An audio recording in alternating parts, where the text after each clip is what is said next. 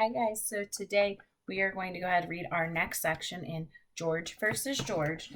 So it's going to be on page 23, and the beginning of this is A Tempest over Tea, 1770 to 1774. Then at the top you have King George saying, "There must always be one tax to keep up the right. As such, I approve the tea duty." Then below that, it just so happened that on the very same day as the violence in Boston, Parliament and King George over in London were trying to keep the peace. They got rid of all import taxes except for one tiny tax on British tea. They thought that would solve the problem, but it didn't. Lots of colonists resented paying any British taxes, no matter how tiny. It was a matter of principle. Some refused to drink British tea and drank tea smuggled from Holland instead. Others, including George Washington, stopped drinking tea altogether. By 1773, the British East India Company had so much unsold tea sitting around that it was about to go broke. To keep this tea company in business, Great Britain's Prime Minister, Lord North, proclaimed that absolutely nobody except the East India Company would sell any tea to America. To convince colonists to buy the tea, prices were set so low that even with tea taxes, the company's tea cost less than any other tea sold in England or in America.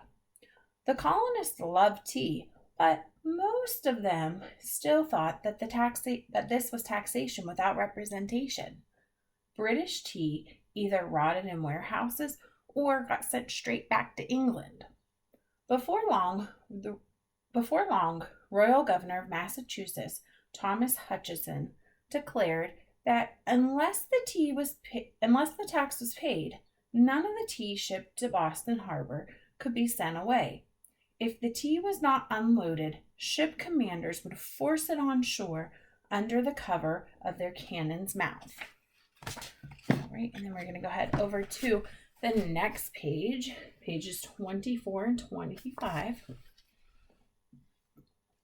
On the night of December 16th, 1773, some of the Sons of Liberty covered their faces and hands with coal dust, disguised themselves as Mohawk Indians, and very calmly filed on board 3 ships filled with tea.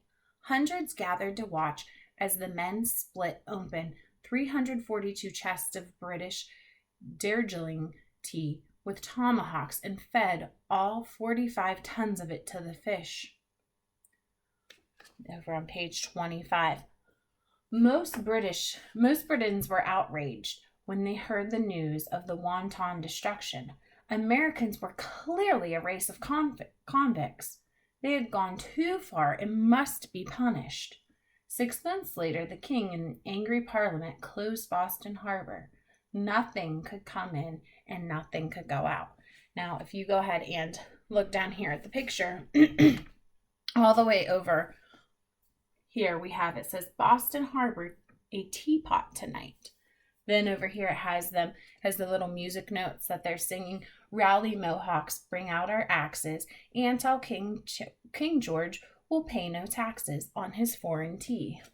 Then all the way over here it says, tea is the beverage of traitors. And then we're going to go ahead and move on to our next section that is called George versus George, 1774 to 1775.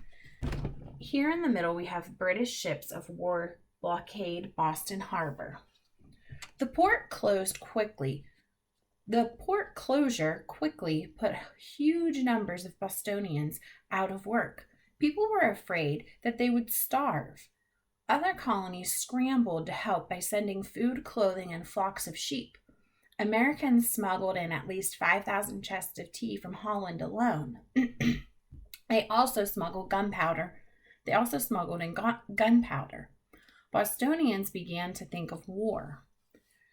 As the siege continued, people from all over the colonies became more and more alarmed.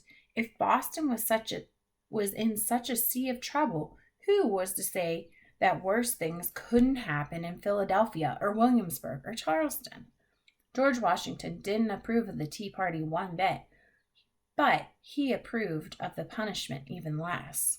And then they have down here at the bottom, George Washington, and he says, I am ready to raise 1,000 men, subsist them myself at my own expense, and march at their head to Boston. So we're going to go ahead on to the next page. During September and October of 1774, delegates from all 13 colonies met together in one place for the first time ever at the First Continental Congress in Philadelphia. George Washington was one of the delegates. The Congress set an appeal for peace and harmony to King George and suggested that Parliament get rid of all the unconstitutional laws controlling America.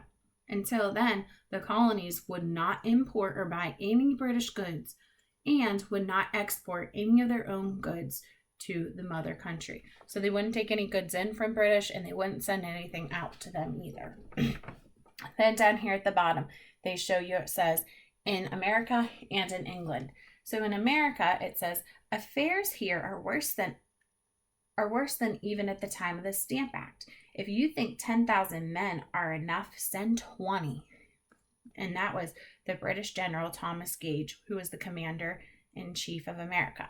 Then down here at the bottom, we have Patrick Henry, a colonial statesman and orator, says, our chains are forged. Their clanking may be heard on the plains of Boston.